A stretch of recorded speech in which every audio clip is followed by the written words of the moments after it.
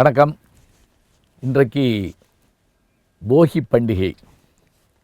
போகி என்று ஆங்கிலத்திலும் சொல்கிறாங்க, தெலுங்குலேயும் இதுக்கு அந்த வார்த்தையை போகின்னே பயன்படுத்துகிறாங்க. தமிழில் சொல்கிறதா இருந்தால் இப்படி கூட வச்சுக்கலாம். இந்த பழையன கழிதலும் புதியன புகுதலும் வழுவல கால வகையினானே என்று நன்னூல் ஆசிரியர் சொல்வது போல் பழையதெல்லாம் போக்குறோம்னு வச்சுக்கங்களேன். போக்கி அப்படி கூட சொல்லலாமா அப்படின்னு நினச்சி பார்க்கலாம். பழசு போகணும் அப்படிங்கிற போது எதெல்லாம் போகணும்? இப்போ இந்த நாள் பெரும்பாலும் மார்கழி மாதத்தினுடைய கடைசி நாளாக வரும், 29வது நாள். சில சமயத்தில் 30வது நாள் வரும். தை பிறப்பதற்கு முன்பாக, அதாவது மார்கழி தை முன்பணி காலம். முன்பணி காலம்னா என்ன அப்படின்னா, மாலை நேரத்திலேயே பனி ஏற்படுறது முன்பணி. மாசி பங்குனி பின்பணி காலம். விடிகாலை நேரத்தில் அதிகாலை நேரத்தில் பனி வர்றது பின்பணி காலம்பாங்க. இந்த மார்கழி கழிந்து தை வருகின்ற நாள். பொதுவாக இந்த நாளில் என்ன பண்ணுவோம் அப்படின்னா, கிராமங்களை பொறுத்த மட்டும் தைப்பொங்கலுக்கு ஒரு சிறப்பு என்ன அப்படின்னா, யாரும் எதுவும் சொல்லாமலே வீட்டினுள்ள பொருள்கள், பழைய பொருள்களை எல்லாம் மாற்றுவாங்க. நானே சின்ன பிள்ளையில் பார்த்துருக்கேங்க. கிராமத்து மக்கள் எல்லாருமே ஆற்றங்கரை இருக்கக்கூடிய ஊர்களில் பழைய பாய், போர்வை, அது இது தலையாணி, உரை, அது எல்லாத்தையும் எடுத்துக்கிட்டு ரொம்ப பழசானா கொண்டு போய் தண்ணியில் விட்டுருவாங்க.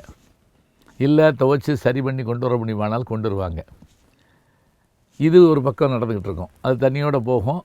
அது சில நேரங்களில் அது எப்படி மண்ணோட மண்ணாக மக்கி போகும், ஒன்றும் பிரச்சனை இல்லை.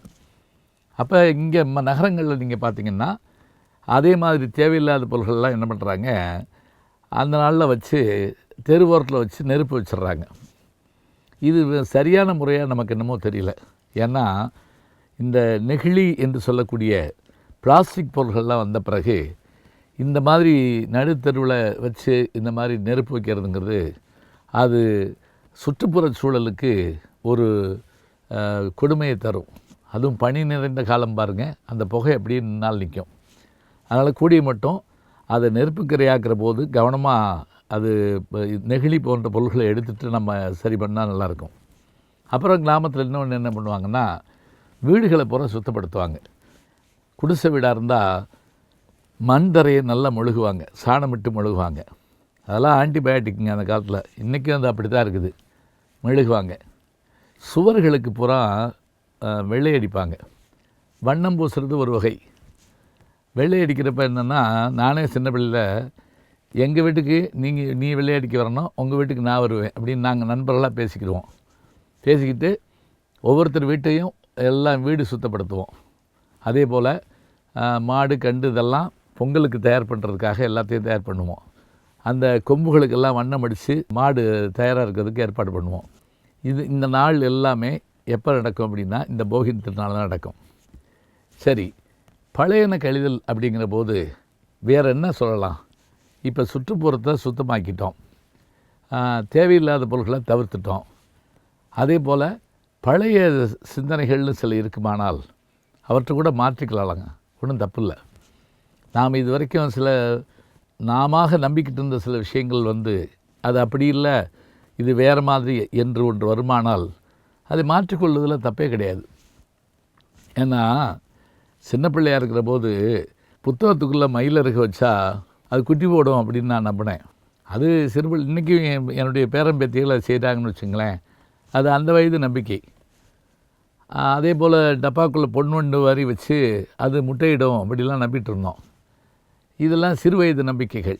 அப்புறம் நாளாக நாளாக அது சரியாகுது. இன்னும் சொல்லப்போனால் பென்சில் சீவுறோம் பார்த்திங்களா, அதை பூரா பாலில் போட்டு வச்சா அது அப்படியே ரப்பராக மாறிடும் அப்படிலாம் என் கூட ஒரு பையன் சொல்லிக்கிட்டே இருப்பான். இதெல்லாம் எதுக்காக அப்படின்னா, இந்த தூசியை கீழே போடாமல் எடுத்து பைக்கில் வச்சுக்கிட்டோம்னா ஏதாவது செய்யலாம் அப்படிங்கிறதுக்காக. ஆக பழைய சிந்தனைகள் இருந்தால் அவற்றை மாற்றுவோம், புதியன சிந்திப்போம். வேதம் புதுமை செய் என்றார் பாரதியார். அதுபோல் நல்ல விஷயங்களை எல்லாம் நாம் ஏற்றுக்கொள்வதற்கு, பழையவற்றை மாற்றிக்கொள்வதற்கும் இதுவே தருணம். போகி பண்டிகை என்று நாம் சுற்றுப்புறத்திற்கு எந்த விதமான தீங்கும் ஏற்பட்டு விடாமல், பழைய அழுக்குகளை மாற்றுவோம், புதியவற்றை சேர்ப்போம், புதிய சிந்தனைகளை உருவாக்கி கொள்வோம். மார்கழி சென்று விட்டது, தை பிறக்கப் போகிறது. தை பிறந்தால் வழி பிறக்கும் என்று நம்புவோம். நல்ல செய்திகளை நாளும் சிந்திப்போம். நாளை சந்திப்போம்.